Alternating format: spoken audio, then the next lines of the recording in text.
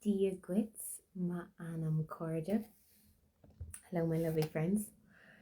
I've been wanting to pop on and tell you a story for quite a while now, and it just it wasn't the right time. Things needed to be a certain way and land in a certain order, and so here we are. And as I'm landing in to storytelling time, what I wanted to tell you a story about is like evolving and changing and shifting a little bit. So I'll kind of center us a little bit into Sanctor Cree, which is Heart Sanctuary, Os Gaeilge. And I've been having a really beautiful time this autumn of really kind of finding myself like landing clearly into the Celtic Christian lineage.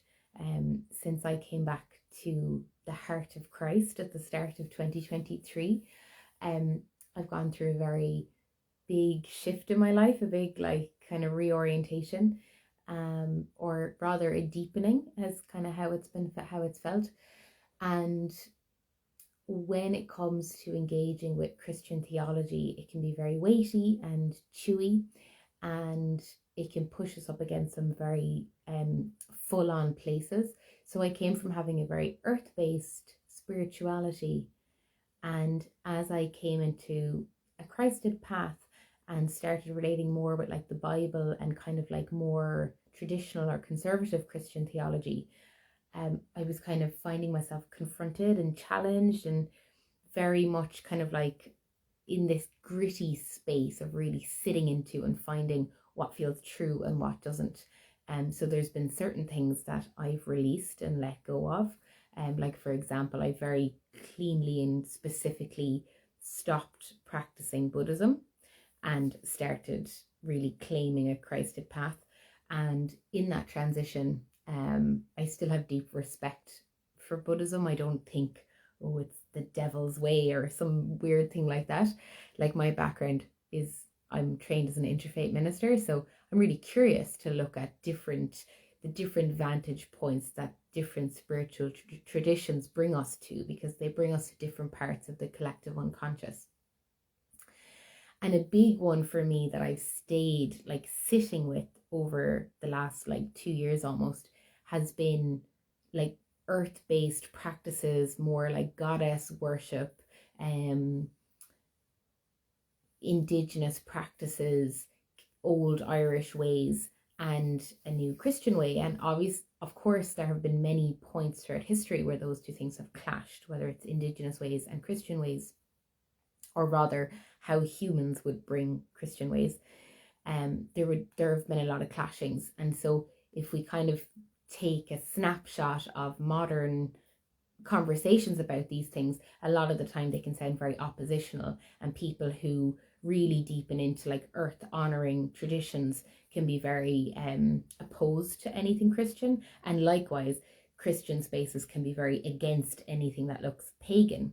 So what I've been experiencing in myself has been this like synthesizing of those two worlds and actually finding where they're very congruent, and very true. Because what I find with engaging with Christ, the energetic light body of Christ, is that anything that is true remains. If something is rooted in truth and love, when the energy of Christ comes in, that stays. And if there's anything in our presence or our belief system or our bodies or our lives that isn't rooted in truth and integrity and beauty and love, then those things are challenged. And something that has kind of really come through very strong for me is this like old Celtic Christian way, where as Christian teachings landed into Ireland, there was actually this kind of like synthesis, evolution, co-weaving of practices that were already here and a new way that Christ was bringing.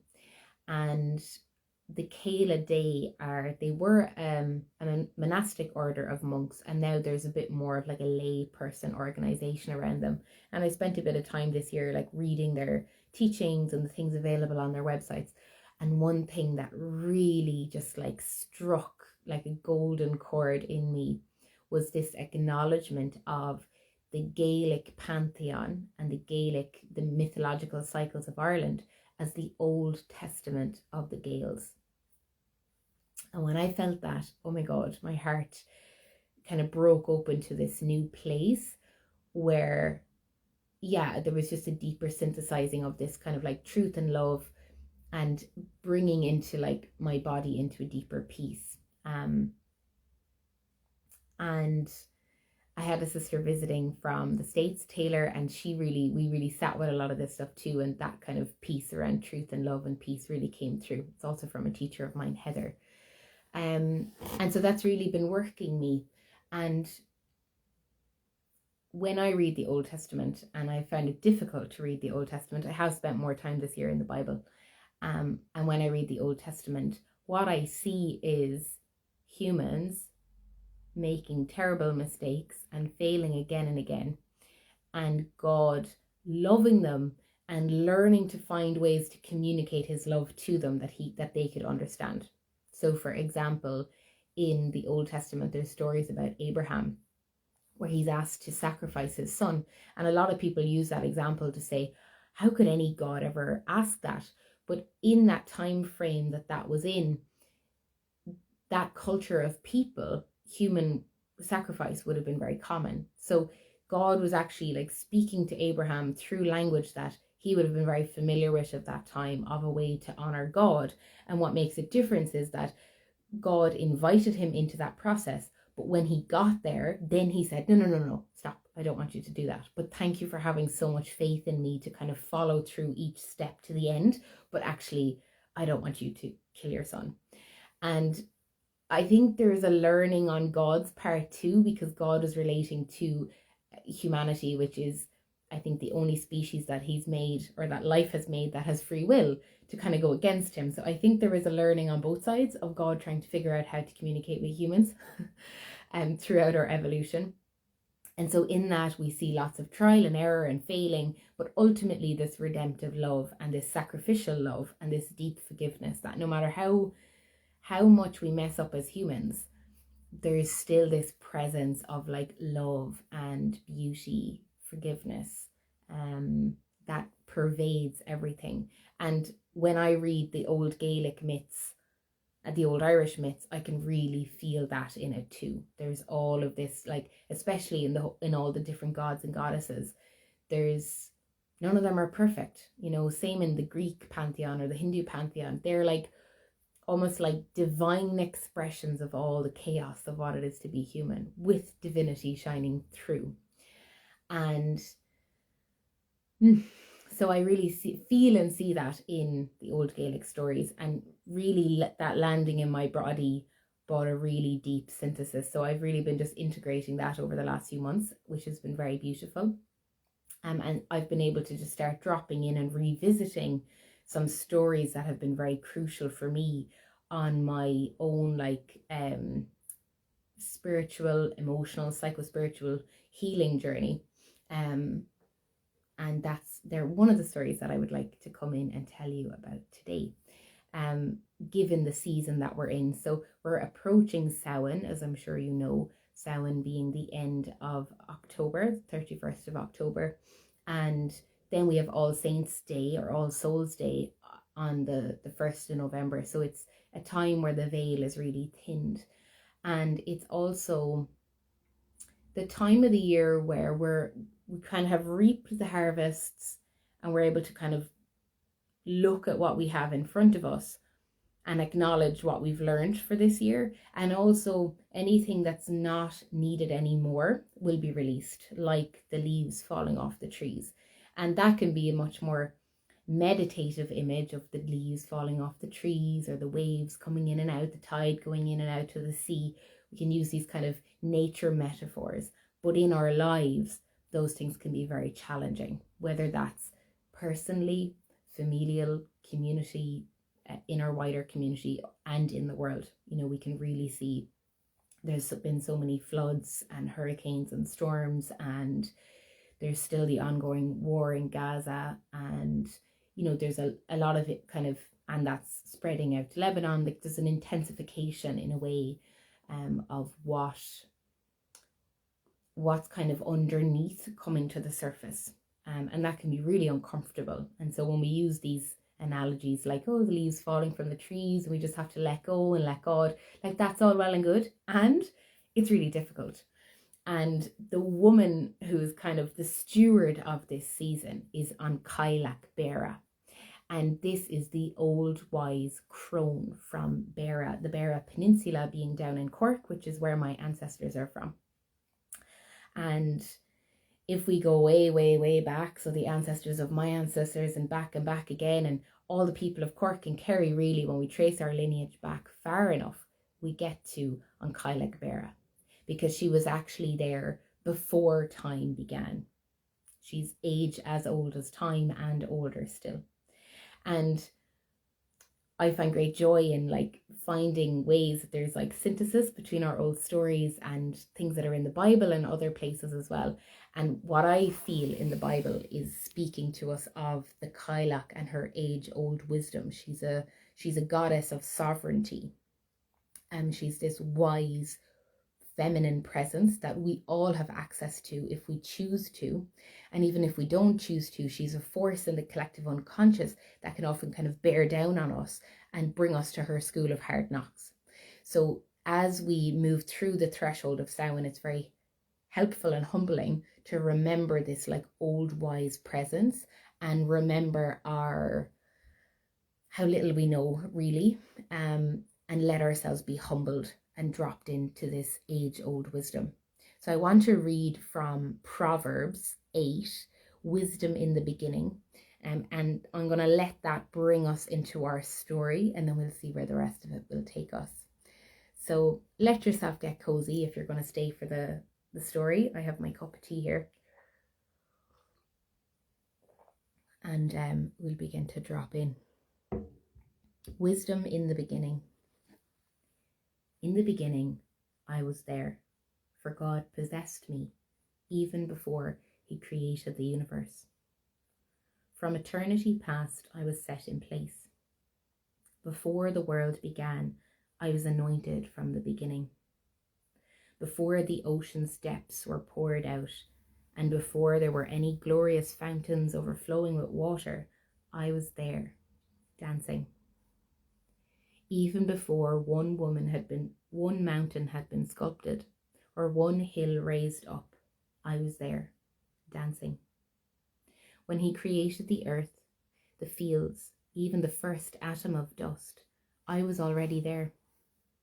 When he hung the tapestry of the heavens and stretched out the horizon of the earth, when the clouds and skies were set in place and the subterranean fountains began to flow strong, I was already there.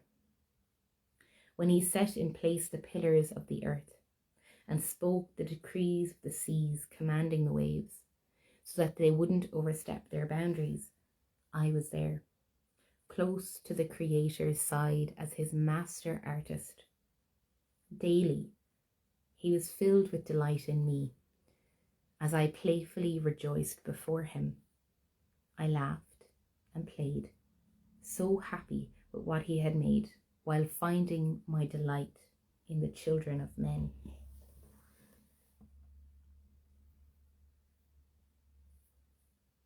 And so that seed is like the kernel of when the Cailleach was but an infant girl, a maiden girl dancing with joy and in the very, very beginning.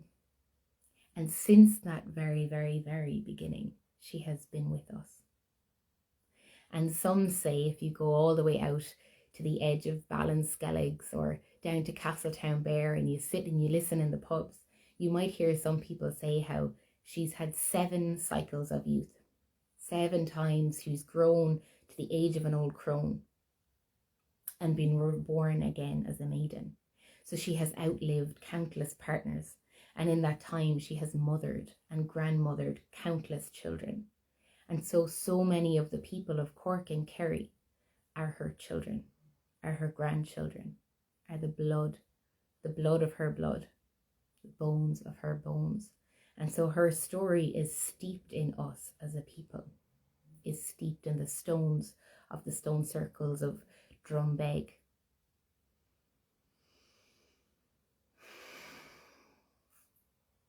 And so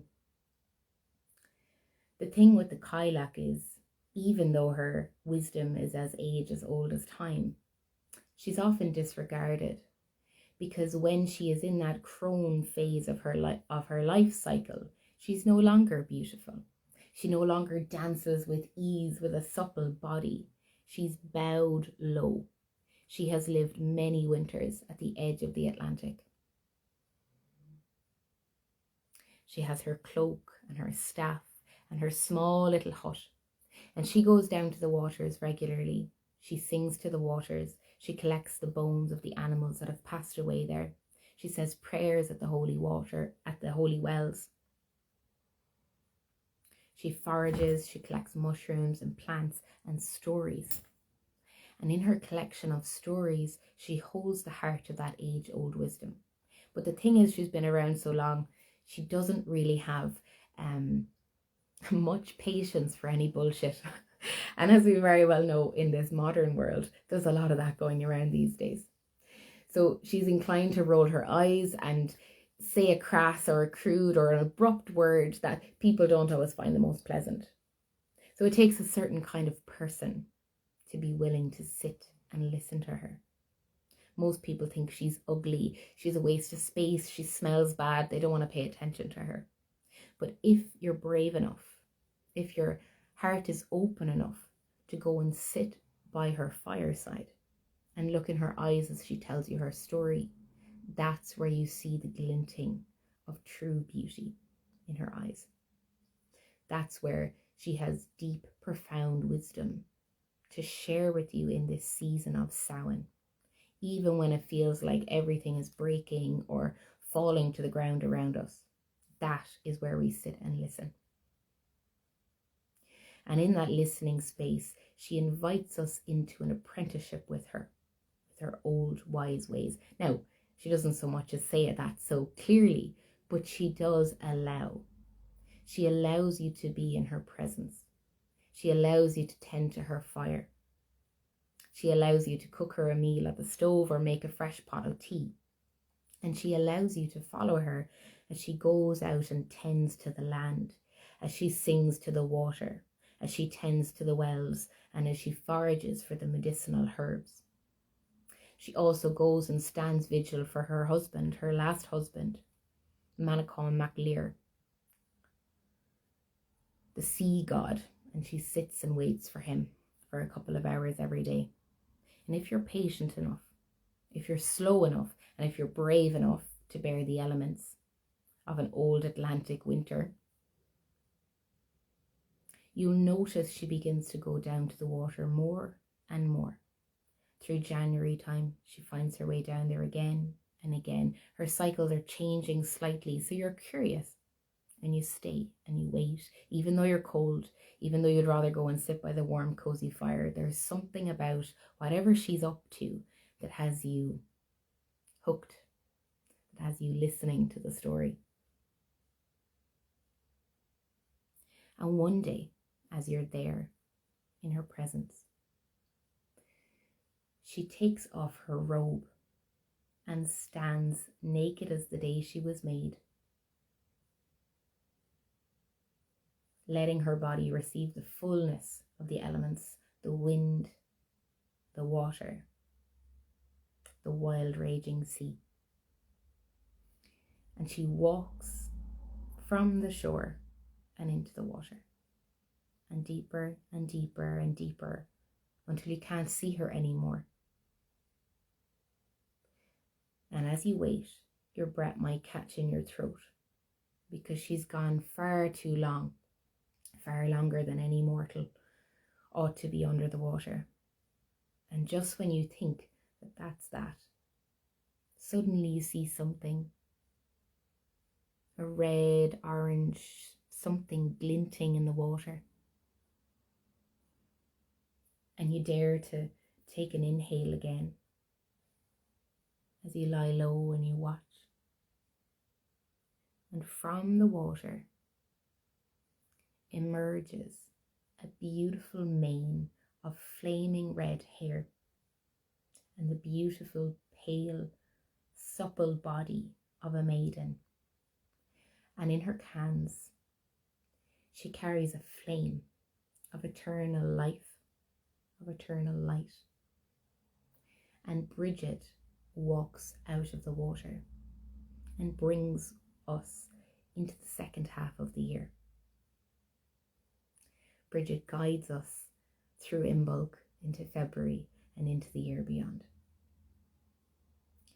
And so the Cailleach is our guide as we drop into this season of Samhain, and as the Celtic wheel of this year ends and we begin to sow seeds and sit in the dark dreaming space of the year to come, knowing that at the other end of that is Bridget, is that eternal light of hope that exists beyond all of the challenge, any challenges that we're currently facing, that eternal presence of life, of hope that Christ symbolizes so potently in our collective unconscious and conscious. That's the promise that the Cailleach brings.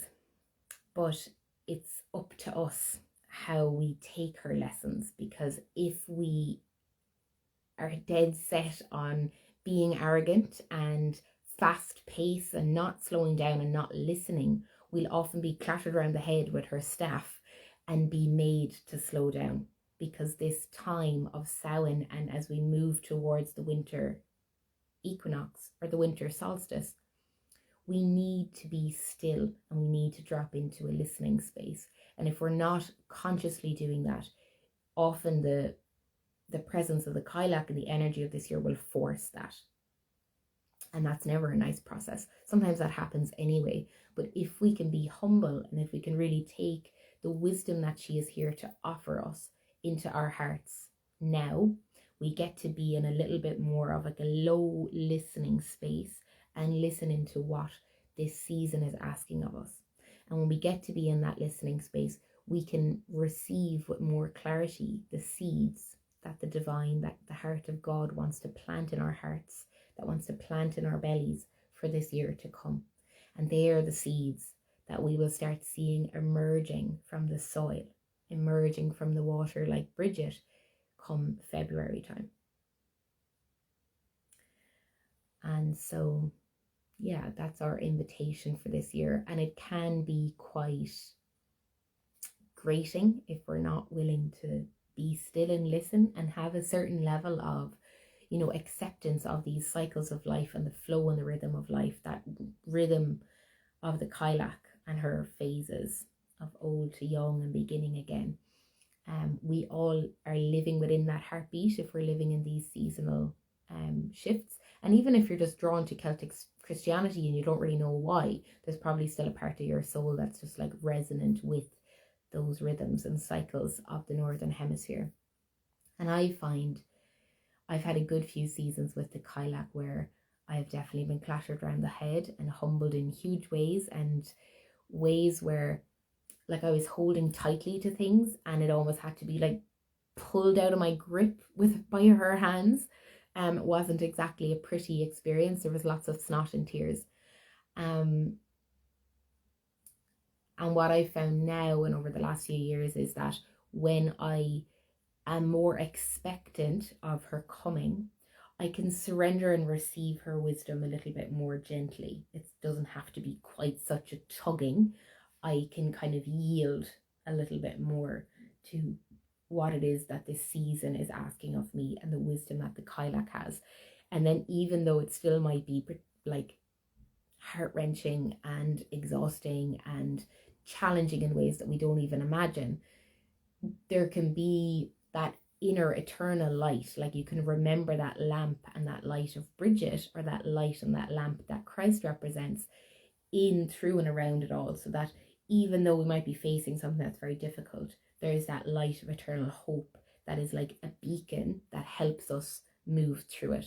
And when our heart has that, like Christ talks about us being like lamps, that he said he was the light, and he also said we are the light. Like each of us is actually a luminous being. Like when we are in right relationship with our body, and when we're in that center of ourselves, when we're living in our truth, where our daily life genuinely lights up our heart, even if we're going through challenging times, that light can pervade and hold us through an awful lot, even when it's a really difficult situation.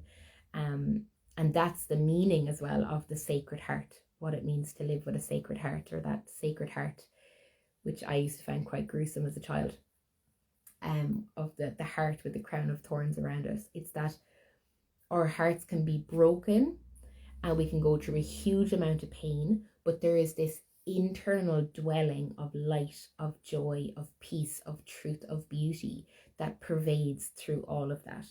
And we can kind of center into that. And that might be kind of a remembering of Bridget on the horizon. It might be a remembering of Christ within or in, through, and around life. And in that, we can be a little bit more humble to whatever is forging us in this season. And we are like, it does actually feel like that, being forged, like a sword is forged in the flames. It's uncomfortable, it's painful, then it's hammered. Being forged isn't a pleasant process, but if something wasn't forged, if a sword wasn't forged, we wouldn't actually have a blade at the other end.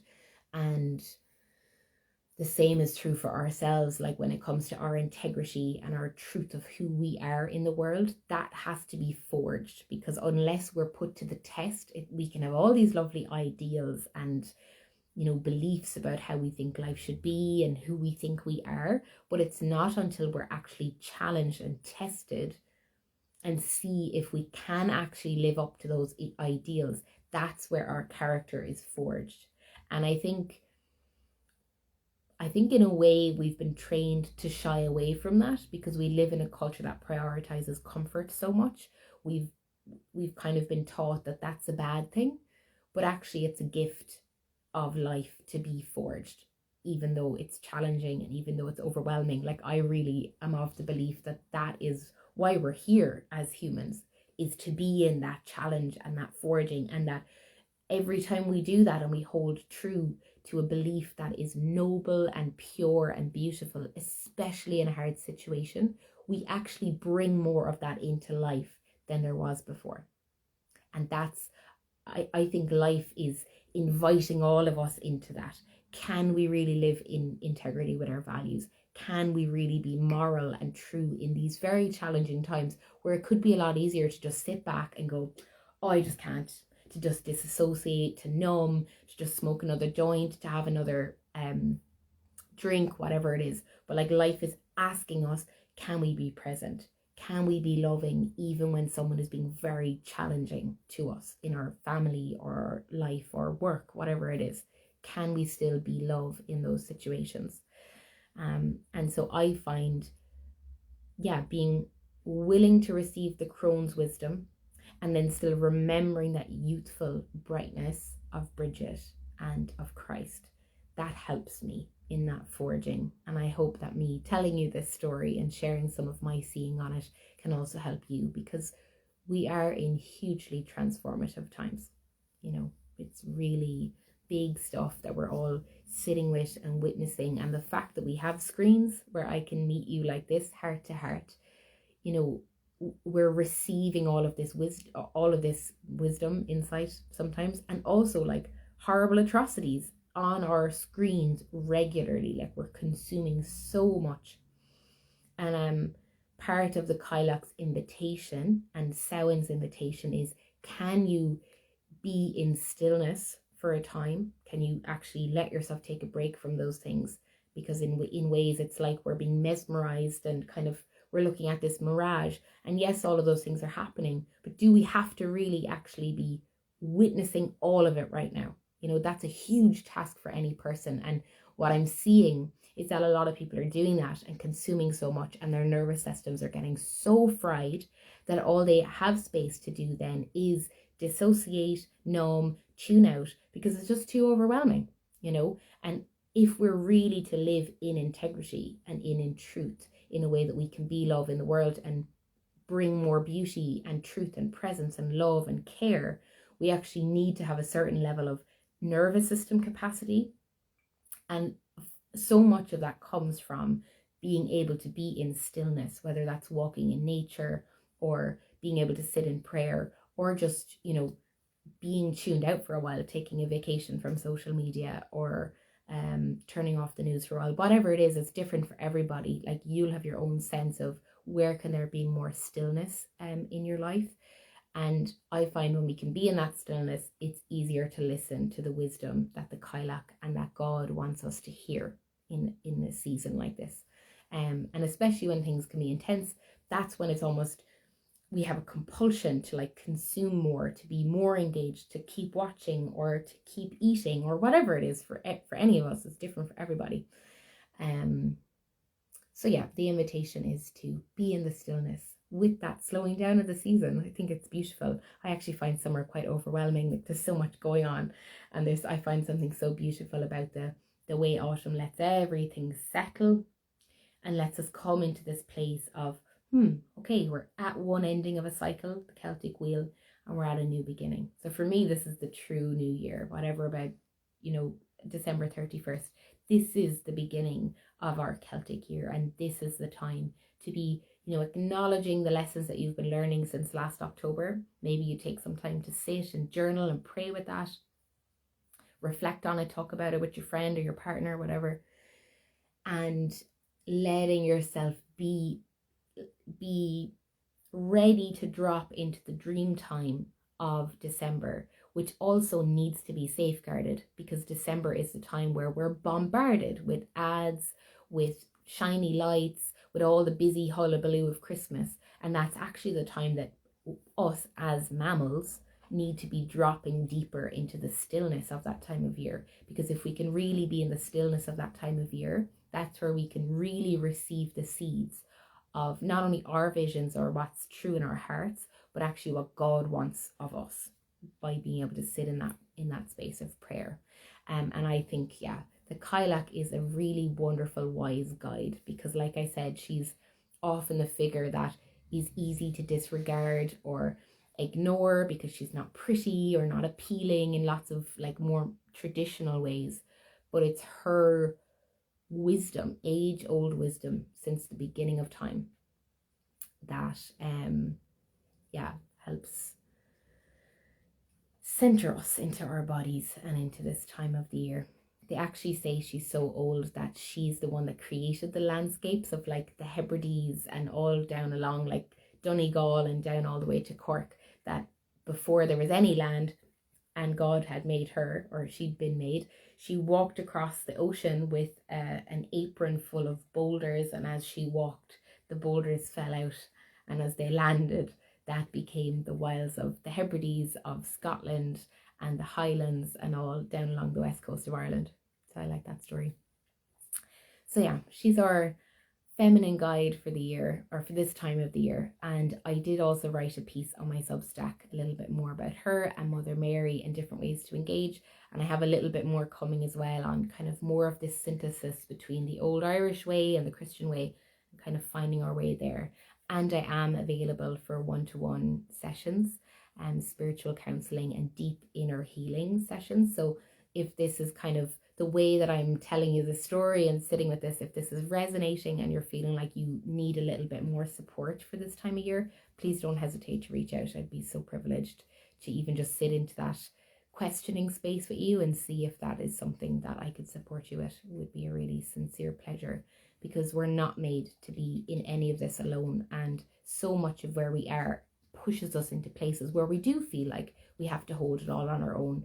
And ultimately, no one can save us but ourselves. Like, no one can do the inner work we need, but we get to do that in community with other people that get to cheer us on and encourage us. We get to be seen in our process, and that can make the whole thing a lot more nourishing than just being out in the wilds on our own. So don't be alone in whatever way that is. We also have a Telegram group, and that's free, that you can join if you'd like to. So thank you for being with me here today in Sanctuary Cree. It's been a real pleasure to sit and talk to you. I really appreciate your heartbeats with me in the space, and I know there's so many other places you could be right now, so thank you for taking the time. Buichas le dia, and bless you, and Gurb Magat, Slán go fóill.